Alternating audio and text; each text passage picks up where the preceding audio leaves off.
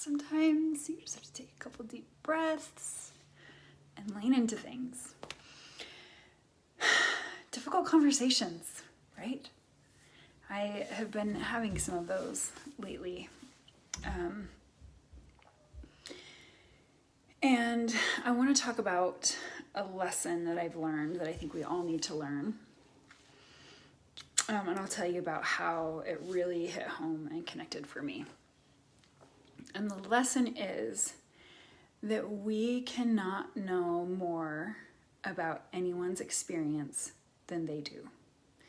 And maybe that seems obvious to most, like, well, duh. But I think as we pause and think about it, we think that we know a lot about people's experiences. I think we think about this in terms of people that we don't necessarily relate to or connect to, and we view their life or their choices through the context of our own experience. And I think our human brains try to keep things really simple in these nice packages when really the human experience is so nuanced, right? It's so full of, like, we're so... it's the sliding door concept. Like, at any point, one decision or one experience can change entirely who we are.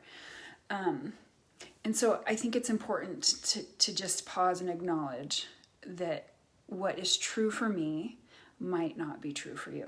And so I think we think about this, like it chalks up to stereotypes or assumptions or whatever. I can assume that homeless people are addicts. I can assume that if you're an addict, it's because you make crappy choices, right? I mean, there's all these different things that this hit home for me recently because I was talking to someone about race. And it's a topic that I have done a lot of personal work on myself, and I still have a long way to go. I still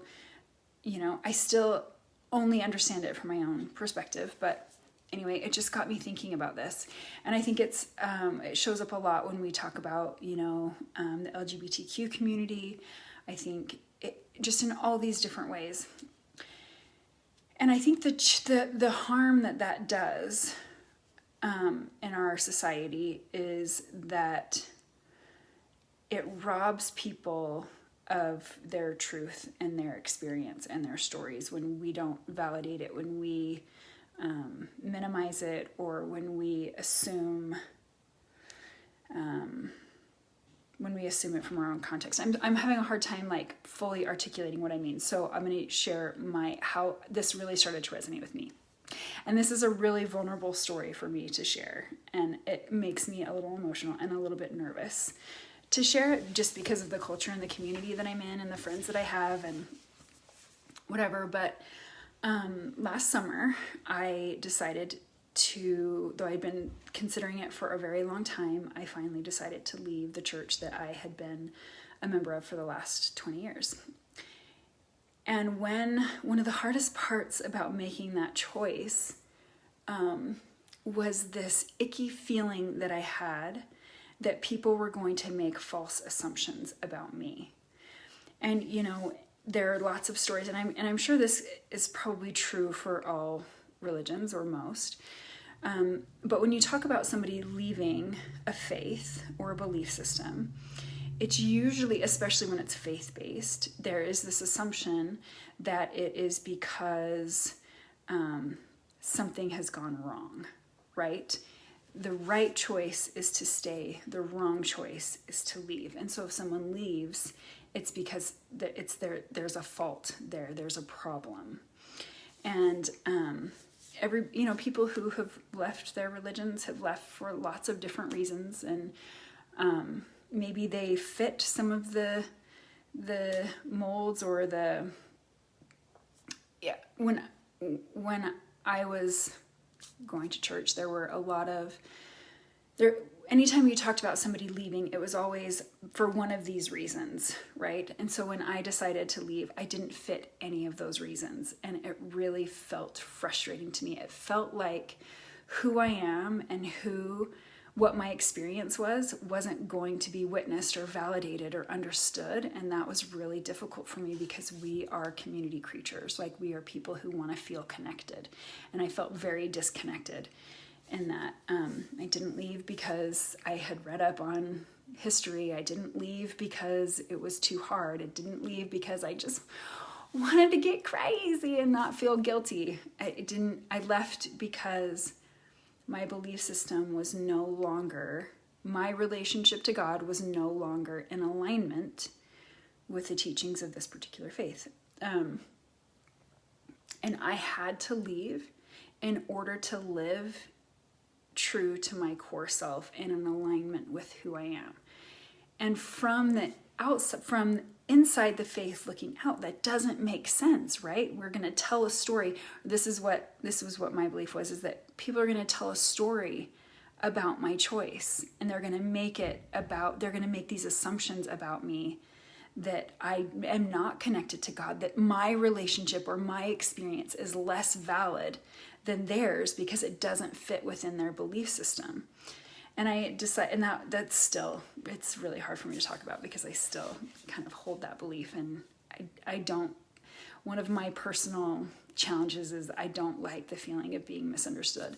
So that's something that I'm still working on and dealing with. But what that taught me, and here's the point, is that how many people in this world experience those judgments, those beliefs about them that have nothing to do with their context or their actual reality, right? We can talk about it in the context of race. I don't know what it is to be a Black man running down a street and having people just assume that I am a criminal, or, I don't know what it is to be homeless and to have people looking at me thinking I just made a crap ton of bad decisions and I kind of deserve it. I don't know what it is to be an addict and to have people think or believe that I don't care about how I hurt the people around me. I don't know, what it is to be gay and to have people assume that it's just a choice that I made, and that if I were doing things right, I would just choose differently. Right? And these are big examples that I'm using because I think those are the easiest to relate to, but I think it also translates to really everyday small experiences when I'm in the grocery store and I see somebody and I make a judgment about them that if they're doing this, it must mean this thing because that's what it would mean if I were doing it. And guys, it's just not true. If we can look at people and we can recognize and accept that we don't understand, that we don't know, even if their choices, like in my case, my choice to leave my faith isn't going to make sense for people within the faith because it doesn't fit within the construct of that belief system, and that's okay, right? To just be willing to not know, to have things not always line up and make sense is okay. And that's the beauty of the human experience, is that we're all so different and we bring so much diversity, there's just so much to learn from each other, that if we pause and if we listen and if we get curious about people, if we stop thinking we know more about their story than they do, then I think, that's everything I do in this realm of coaching and getting on these lives and doing all this. The whole point is to foster healing within ourselves, healing within our communities, healing within the world. And I think we do that when we start looking within and when we start just seeing each other, right? When we start seeing that allowing your belief to be true and mine, even if they're in conflict, doesn't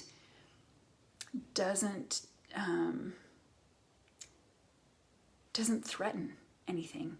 That we both get to exist and to love and to do what we feel is right and to live in a way that feels resonant. And I can see you and you can see me and we can be okay not getting it, right? And we can get that we don't get it. and that's okay. I don't know if any of this is making sense.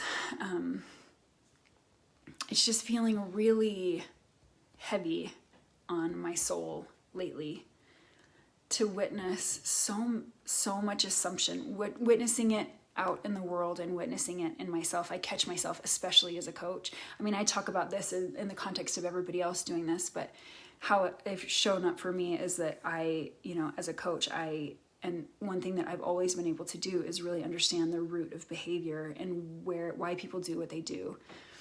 And that's led me to some arrogance and thinking that like, oh, I get why they're doing that. Like I get it and they don't. And I've had to really check myself in that context too. So anyway, thanks for listening. I needed to pour that out today.